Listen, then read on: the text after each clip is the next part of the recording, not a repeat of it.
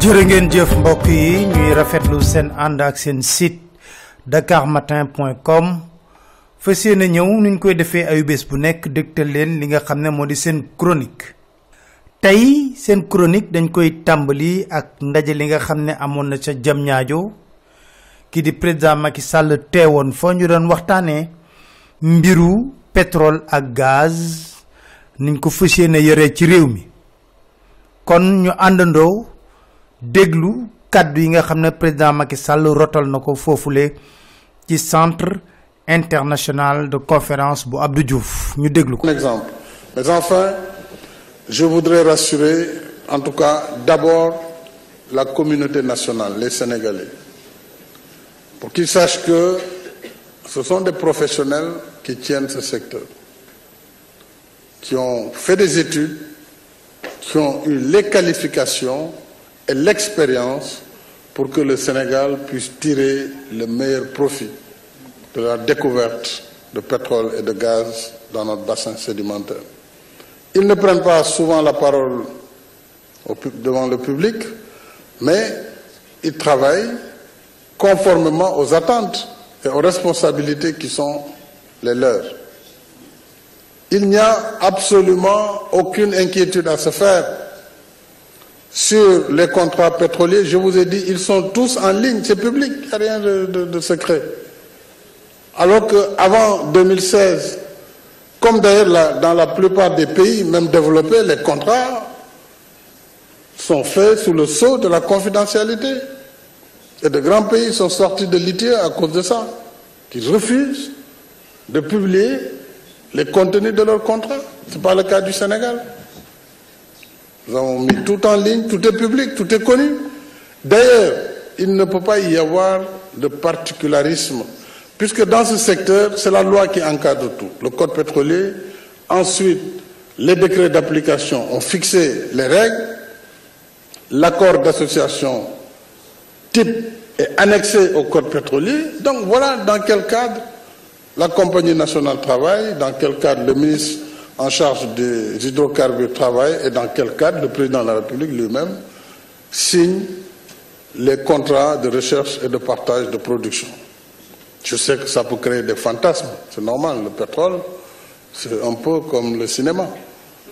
Peut créer beaucoup de fantasmes, mais voilà le cadre d'intervention, et rien n'est secret. Dakar Matin. daanaka booy tënkay waxam président Macky Sall mi ngi dalal xel mi ngi wax ne fii lépp loo xam ne moo di contrat dafa leer nañ amul lenn lu ci lëndëm dafa fekk rek ne ñi war a wax des fois duñu wax te Sénégal bokk na ITIE maanaam daal mi ngi ragal boppam ba mu set wecc ndax nag xam nañ ne jamono ji réew mi ngi xëñ xunn ak pétrole ak gaz coow li di wulee ñaay waaye rek mu laaj ak dal ak it leeral ma bëgg te mag ñi ñuy déglu mbir mi compliqué lool ci ñoom dinaa ñëw ci anam bu dal expliquer leen lu tax coowul pétrole yi am lu tax ñu ciy dégg Franck Timis lu tax ñu ciy dégg Aliou Sall lu tax ñuy laaj ne faaw ñu leeral li nga xam ne moo di contrat boobule. Dakar Matin. bi ci njëkk may fàttali ne contrat bi ëpp coow mooy contrat Franck Timis ñi ngi ko signé ci atub 2012 Sénégal bii di bàkkoo ne bokk na ITIE ci atub 2013 la ci bokk kon ginnaaw ba ñu signé contrat Franck Timis yi ba noppi le Sénégal doog a bokk ITIE kuréel la goo xam ne ay réew doon fay daje ñëpp ñoo xam ne dañuy liggéey ci wàllu industrie extractive di wax ne ñoom am nañ société civile boo xam ne mi ngi saytu lépp bonne gouvernance ndax mi ngi jaar yoon waaye bu lëndëmal xelu sénégalais yi Sénégal 2013 la doog a bokk ITIE ndax coow li ba mu amee am na ay doomu sénégalais yu dem ba ca ITIE ne leen lan ngeen xam ci mbiru Kayor offshore profond ak Saint-Louis offshore profond buñ jox Frank Timis waa ITIE génn benn communiqué bu leer ne validation yu ñuy def tekkiwul ne lépp mi ngi jaar ci yoon rax ci dolli loolu ngeen ñuy laaj ñun mënuñu leen ci tontu ñu ne lu tax mënu leen ci tontu ñu ne leen seen réew Sénégal 2013 le bokk ci ITIE te 2012 le signé décret d'approbation yooyu jox teen pétrole yi ki nga xam ne moo di Frank Timis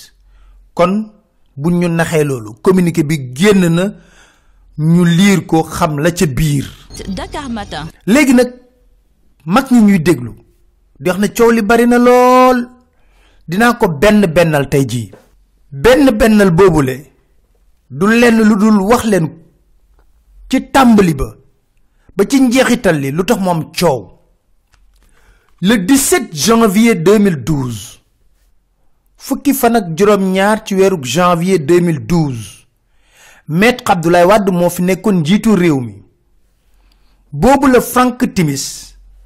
am signature président Abdoulaye Wade ci contrat d'exploration et de recherche pétrolière ngir Petrotim Limited te lu doy waar ci loolu boobu Petrotim Limited juddoogul woon maanaam jox nañ ko contrat yi te société bi judduwul donc amutoon existence légale buñ mën a wax ba war a mën a am droit am ci contrat d'exploration et de recherche pétrolière yooyu le 19 janvier 2012 fukki fan ak juróom-ñeent ci weeru janvier 2012 le Frank Timis créé Petrotim Limited ginnaaw bañ ko signalé le 17 janvier le 19 janvier 2012 la doog a créé société boobule waaye président bu la signalé contrat d'exploration faaw nga am décret d'approbation boobu tamit président moo koy signé loolu procédure la boo xam ne sunu code pétrolier moo ko bind ne du président da lay signé rek contrat ñu ne gasi jeex na il faut nga am décret d'approbation ci biir décret d'approbation boobu tamit faaw Petrosen bi ngeen di dégg nii jël sa dossier càmbar ko xool bu baax a baax ndax am nga alal ju doy ju la mën a may nga def li nga xam ne moo di liggéey bi ndax am nga xam-xam bi question technique ngir mën a def lu ñu mel ca booba Petrotim Limited ñu ngi ko créé le 19 janvier 2012 waaye ngir masquer loolu yëpp Dakar Matin. Frank Timis dafa créé beneen société bu tudd Petro Asia Limited le 6 mars 2012 Petro Asia Limited nekk ci Îles Caïmans amul adresse kenn xamul ku koy jiite moom ci boppam mu ne Petro Asia Limited mooy yaayu Petrotim Limited maanaam doom ji moo njëkk a juddu sax yaay ji ndax le 19 janvier 2012 le Petrotim Limited juddu Petro Asia bi ñu wax ne dafa rëy société bu rëy la am xam-xam lool ci wàllu gasum pétrole ak loolu yëpp mi ngi juddu le 6 mars 2012 maanaam doom ji moo njëkk juddu yaay ji te amul benn lu mën a wax ci Petro Asia boobu bëggoon ne ëllëg ak si biir bu ñu waxee ne Petrotim Limited mënul def liggéey bi mu ne da ngeen ko xamul ndax Petro Asia moo ko jur te Petro Asia mi def liggéey bu mucc ayib société fictive la woon ñu ne grande multinationale la bu rëy yu mel ne ay BP ay Total am capacité bu rëy financière ak technique mën a def liggéey bi te mooy yaayu Petrotim Limited loolu ba mu koy def mi ngi xool nan lay wëree sunu code pétrolier bi nga xam ne dafa ne ku ñuy jox suñu teen pétrole yi da ngay am capacité financière ak capacité technique mu xam ne scandale bu rëy dina am Dakar Matin. ndax demandam boobu kenn enregistré wu ko ci direction des hydrocarbures demul ci commission d'évaluation Petrosen. xam nga loolu lu koy firndeel audition yu ñu def Mamadou Faye directeur Petrosen bii ak Al Ousseynou Wane ñoom ba leen IGE laajee dañ na leen mësuñoo gis dossier Petrotim ci commission d'évaluation te Petrosen képp kuy soxla suñu pétrole da ngay toog commission d'évaluation indi sa dossier ñu càmbar ko ñu ne ñoom mësuñoo dégg Petrotim xëy nañ rek ñu ne signé nañu ak Petrotim. Mamadou Faye demoon na ci sax mii di directeur Petrosen ban ko laajee ndax xam nga Petrotim mu ne xam compagnie pétrolière yi yomb na boo tàppee ci internet yi ndax bariwun ba ñu tàppee gisuñu Petrotim. Alpha Ousseynou Wane moom lu mu wax dafa gën a garaaw dafa ne bu Sénégal signé ak Petrotim deram dina yàqu ci kanamu compagnie pétrolière yi ndax lu jéggi dayoo lay doon. Frank Timis xëy yëg ne fi mu nekk ni am na plainte bu Tullow Oil teg ci kaw taabalu président de la république plainte Tullow Oil bu ñu teg ci kaw taabalu président de la république lu tax Tullow Oil boobu parce que Tullow Oil boobu moom moo njëkk a tàmbali di négocier ak état bu Sénégal xëy dégg ne Dakar Matin jox nañ mbir mi Petrotim mu bind plaintam yóbbu ko ci président de la république ci noonu le Frank Timis ne xaaral ma xool ban porox ndollu lay jaar ngir mën a régler sama décret d'approbation bi loolu nag Frank Timis da koo miis xam ko seeraa leen ba mu fa demee ngir lijjanti mbir mi dafa dem ànd ak kenn koo xam ne dafa jege lool président de la république doomam la woon ba mu ñëwee fii ci Burkina Faso frère Blaise Compaoré la dem lëngoo looloo indi xameem ak Aliou Sall ci loolu la ñu créé Aliou Sall fii le 23 mai 2012 Petrotim Limited Sénégal président de la république ba mu ñëwee gis dossier bi gis plainte Tullow Oil le 30 mai mu santaane inspection générale d'État ñu enquêtel ko dossier bi waaye lu tey xelu ñépp ndax kuréel boobu di IGE moom rek moo am sañ-sañ yëkkati leen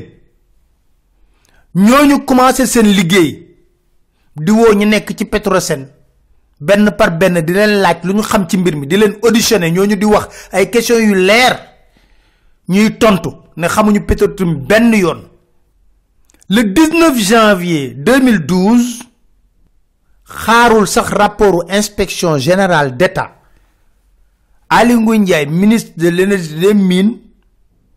defaral ko rapport bu rafet taggal ko Petro-Asia ne ko ki jur Petrotim compagnie bu mucc ayib la président Macky Sall signé décret d'approbation yi te boobu santaane na liggéey waa IGE te ñooñu pareegun ci liggéey bi. Inspection générale d'État déposé rapport am le 10 octobre ci biir rapport boobule mu ne moom li ko jaaxal ci mbir bi mooy gaawtu gi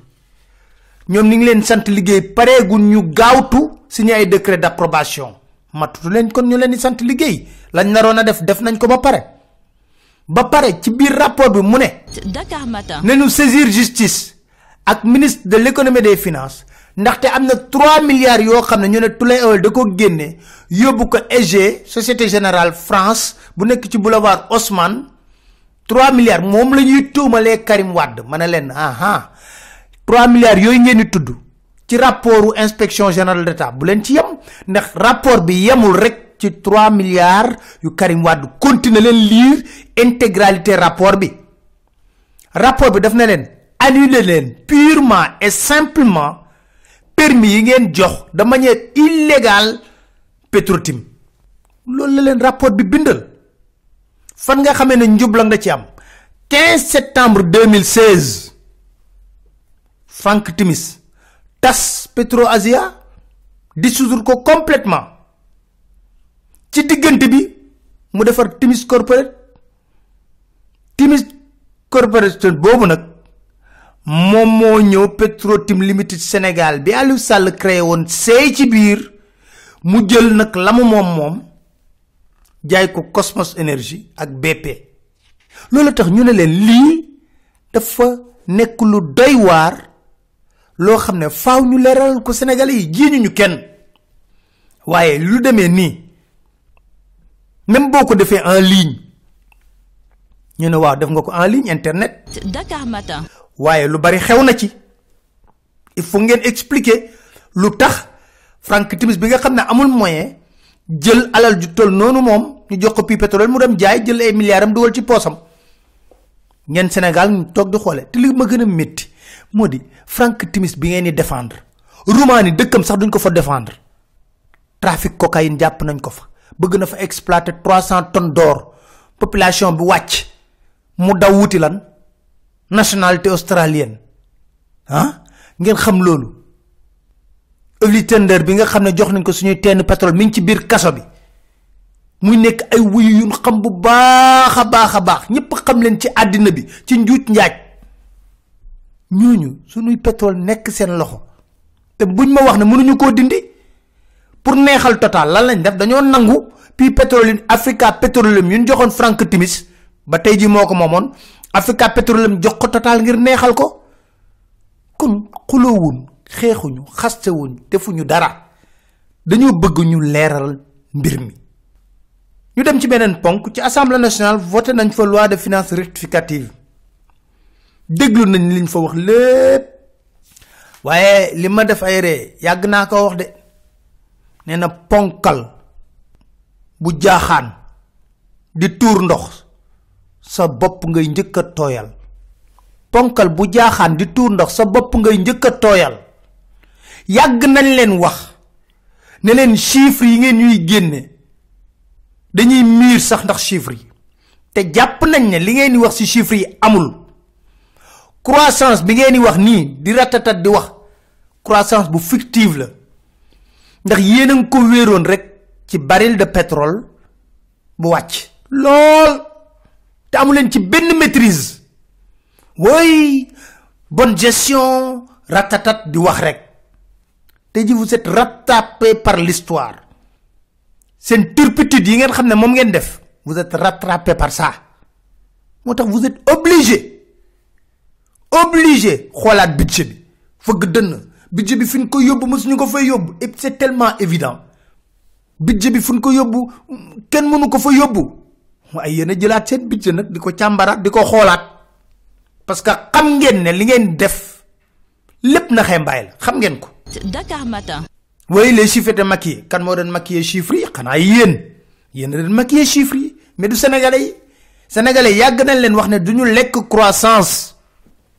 wax leen ko tey wax leen ko suba lekk ñu croissance gisuñu ko croissance boo xam ne entreprise étrangère yi ñoo koy fuuf yóbbu tey baril pétrole baa ngi yéeg ñu xool boo leen amoon xam-xam ba baril bi wàccee da ngeen di def précaution téye xaalis bu bari pour ëllëg ak si biir bu baril bi yéegee ngeen mën a faire face à la situation économistes yëpp wax nañ leen bàyyi leen seen naxee mbaay bi saupoudrage bi maquillage bi bàyyi leen ko tey jii lu xew yokk ngeen essence yokk gasoil dama fay taxaw Macky Sall ba muy campagne am na lu mu doon wax dañuy àndandoo déglu Macky Sall ak Moustapha Niass liñ doon wax ci pétrole bi ci temps wa Ablaye Wade ba pare nag fu ne ñu koy bàkkee seen dën ñu déglu ko. boo jëlee tey suñu diggante ak Malien yëpp ay camions yu bees la ñu am Sénégalais yëpp ay xantu camions yoo xam ne ñu ngi dalee de 1960 wala 58 waaw lu waral loolu ñun ñuy toog ba oto Mali di gën oto Sénégal te ku ne teg na si bëtam suñu gasoil wax nga ko fii lañ koy defaree jëlee ko yóbbu Mali soo demee Mali litre bi di 600 francs Sénégal muy 900 francs lu tax war nañ laajte loolu te di nga ko def ci ay camion def 1400 kilomètres malgré tout boo yeggee Bamako nga jaayee ko 600 francs. Dakar Matin. carte essence bi ngeen di jël bu ngeen jëlee 65% prix litre bi trésor la déedéet wax leen 65% ci li ngeen di jëndee gasoil ak pétrole trésor la jëm impôt la. retenir leen ko maa leen ko wax parce que nekk naa premier ministre ñaari yoon nekk ministre affaires étrangères fukki at ak benn nekk directeur de cabinet Senghor ma nekk directeur de cabinet Senghor fukki at ak benn bu ma leen ko waxee dama ne litre essence bu ngeen jënd 65% yi impôt la. xanaa loolu kañ ku bëgg doomu aadama bi ku bëgg leen dimbale da nga ko wàccee te wàccee ko lu yomb na nag bu defee yu mel noonu loo wàccee da ngay seet la mu coûté nga wuti ko feneen. Dakar Matin. kooku ngeen dégg mooy Moustapha Niasse moo jeexal Macky Sall ubbi Macky Sall demoon na ci ba ci ŋàññi sax puukare gi nekk ci réew mi ñoom lan lañ def lu amul puukare ñu déglu président Macky Sall lam doon wax ci budget présidence ndax moom daf ko yokk wala daf ko wàññi. ñu déglu ko. ministère yu bëri yi ambassade yi ak yenn mbir yi dinañ leen doon déployer da nga mën a wàññi tuuti si taxes yi ñu teg askan wi su ko defee essence léegi nan ngeen mën a comprendre ne Mali carburant mu ngi koy jëlee Ndakaaru fii ci Saar mu def 1000 kilomètres ci ay camion doog a yegg si Mali ñoom ñu koy jaayee 600 francs ñun ñuy jaayee litre 900 francs loolu mun na yenu maanaam kon boo xoolee lu waral lool da ngay gis ne Sénégal taxe bu muy teg ci carburant bi moo bare ndax fonctionnement yi moo diis budget président Sénégal rek moo ëpp budget président bu France loolu yenoon na maanaam France nga xam ne benn ministère am ëpp na 4 fois budget Sénégal léegi budget président bu France moo gën a tuuti budget président bu Sénégal donc mbir maa ngi foofu nañu wàññi doxalin bi wàññi puukare gi pour def alal ji fi ñu ko war a def maanaam ci askan wi. Dakar Matin. loolu mooy indi ma leen di wax ne gis nga président Macky Sall la mu wax le 1er mai syndicat yi xamoon na fu mu jëm de xam na ne politique d'austérité du ñàkk faaw na nag moo gën a xamaatoon na mbir yi dina yokk bu baax a baax moo tax mu artu di araftu syndicat yi bañ coow moo ko gën a xam parce que xamoon na ne lépp lim doon wax waxoon nañ ko ci campagne bi. na ko yaa ngi wax rek waaye bu sénégalais yi pare dinañ dund loo xam ne musuñu koo dund ñu wax ne woy c'est des oiseaux de mauvais augure ñaanuñu ko yàlla luy preuve bi tey jii mooy lan ana projet yu rëy yépp taxaw amuñu xaalis bi. Dakar Matin. tey demal ci kuréel yu gën a mag yi facture 500 000 sax mënuñu la ko fay soo waxee ñoo on a des problèmes d'argent kuréel yu gën a mag li ñuy wax dañ ko xam. kon nag réew maa ngi noonu pour jeexal leen di dénk kàddu yi nga xam ne kilifa gu mag waxoon na ko bésu korité. kilifa yu dul yërëm di paacoo alalu réew di luubal di rawale alal banque boo dem ci àdduna bi suñuy ministre suñuy député suñuy président rawale nañu alal goo xam ne budget réew la fan la ñuy amee jàmm di def ay ndogu di woo kilifa yi am na ñu nekk ci àll bi wallahi mbaxal la ñuy ndogu ñeleen kese la ñuy xëddee xanaa ñoom duñu doomu réew lan moo xiifloo Afrique lan moo xiifloo monde islamique te alal bi yëpp ñun ñoo ko yor buñ ko defaroon ni ñuy duggee gaal di dem Europe noonu la ñuy duggee di ñëw Afrique colonialiste yi dem nañu waaye ngemb nañu ay ñu ñuul ñoo xam ne seen moo leen dàqal seen population na ñëpp dee ñoom ñu dund ak seen ños ak ñosi seen ños yal na yàlla dimbale ñu politiciens yi bàyyi leen seen bopp xel balaa ngay falu kenn du la woo ci gàmm kenn du la woo ci màggal kenn du la woo ci ziyaare kenn du la woo ci cant amoo loo joxe bés boo folleekoo kenn du la woo du màggal du gàmm du ziyaare du cant ba nga ci nekkee lañ la doon woo ngir li ngay joxe foo ko jële ba nga faloogul mënoo ko joxe ba nga folle ko mënatoo ko joxe ba nga ca nekkee nga ko am foo ko jëlee alalu réew du su salaire defaral tëli defaral école fayal liggéeykat yi nga di ko def yaa baax boo follee ko boo dikkatee ci tànt bi ci ginnaaw lañ la teg amuñu ngo boo nekkee ministre ci kanam ngay toog bés bu ñu la wàccee ci ñaareelu siis bi ci ginnaaw ngay toog du la ñemee teg ci wetam balaa président di ko gis dootu ko jox enveloppe dellu leen ci yàlla bu ñu leen falee ki leen fal mooy population bi bu ñu xiif bu ñu maar kenn mënta motale mel ni xorom ñëpp yëg sa cafka kenn mënu ko ku dul yàlla waaye defal ba jeex takk ñu xam ne nit nga alkamaalu lillah di leen sant di leen gërëm di leen dig daje seen beneen chronique seen site dakarmatin.com incha allah